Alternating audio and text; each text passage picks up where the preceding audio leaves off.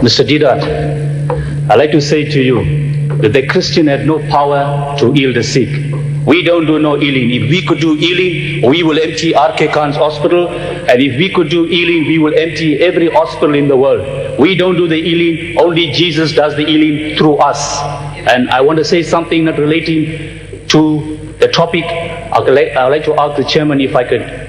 You were allowed to ask questions at this stage, not to make statements. It's going to make matters too complex and heavy. Well, I won't be long. I just want to make one statement. You keep us here for the entire matter. Perhaps the gentleman just not even half a minute. I'm sure Mr. Deedat would like to hear what I'm going to say. Mr. Deedat? Yes, you may ask questions, not make statements. I'm afraid I'll have to ask you to leave unless you want to put a statement in the form of a question. That might be accepted. Would you like to phrase your statement in the form of a question? Well, I'd like to ask him a question. Please. How much of power does the Qur'an has to save a person's life, give him a joy and a reason for living like the Bible? And just one more thing before you answer me, Mr. Deedat. The Qur'an has no power on earth to change a person's life. And hear me out. It is a dead book. It is unreachable, unidentified. I think you've asked the question. Okay, thank you, Mr. Deedat, and hope it sink into your spirit. Thank you.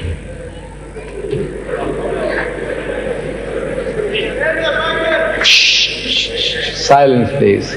Silence, please. You see, this is the proof. This is the proof. This is not unique to this hall. I delivered the same talk in Johannesburg, and there were droves and droves of Christians, missionaries. And we allowed them 1 full hour for questioning. And there was not one question on what I had said. There is no Christian born who can contradict anything that I've said tonight. There isn't one born. Irrefutable evidence I have given you. Now you have to come and tell me that this chirp was a flying saucer or it was a helicopter. Tell me, tell us, tell these people here. No, there isn't. This is what happens. Allah describes it to us in the Holy Qur'an. سَبَلْ نَقْزِفُ بِالْحَقِّ عَلَى الْبَاطِلِ. When truth is hurled against falsehood, it knocks out its brains. No questions. I tell you, I guarantee there are no questions. Now this is a lesson for the Muslims. That look, Allah has given you that power. I tell you, there isn't a Christian born who can answer what we have presented tonight. That this is not befitting the majesty of God, the language, the stories.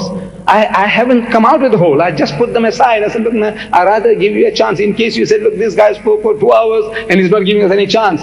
There's hardly any questioner. Look at this. There droves and droves, in Cape Town, droves and droves, and they set the words through the grapevine, don't go and ask Deedat questions, you're going to make a fool of yourself. So they don't want to come forward. So you make charges. What has the Qur'an done? So look, Islam, through the Qur'an, through this one verse, it eliminated 4 major evils. One verse. I quote, Bismillahirrahmanirrahim.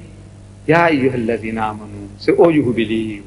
Innamal khamru, most certainly intoxicants, wal maisiru and gambling, wal ansabu and fortune telling, wal aslamu and idol worship, rizqun min amri shaitan, are an abomination of Satan's handiwork. Fajtanibuhu la'allakum tuflihun. When this verse was revealed, wine barrels were emptied in the streets of Medina, never to be refilled. The most perfect, complete and lasting revolution in the history of mankind. One verse and the evil was abolished for good. No more idol worship, no more fortune telling, no more alcohol. This one verse created the biggest society of teetotalers in the world. The Muslims are the biggest society of people who don't imbibe alcohol. Look, this one verse did it. What are you talking about, dead book? This book with all your miracles, ask Syeikh now with all his miracles. You worship him. I know my Indian Christian brother.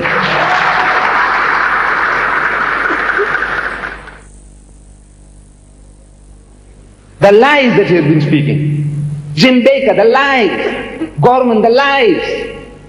Can't you see? Bluff, big bluff. What are you talking about? Look, in South Africa, alcoholic consumption. Statistics, they tell us that the Muslim is the lowest alcoholic consumption in the country. These are your statistics. They have no statistics for Africans.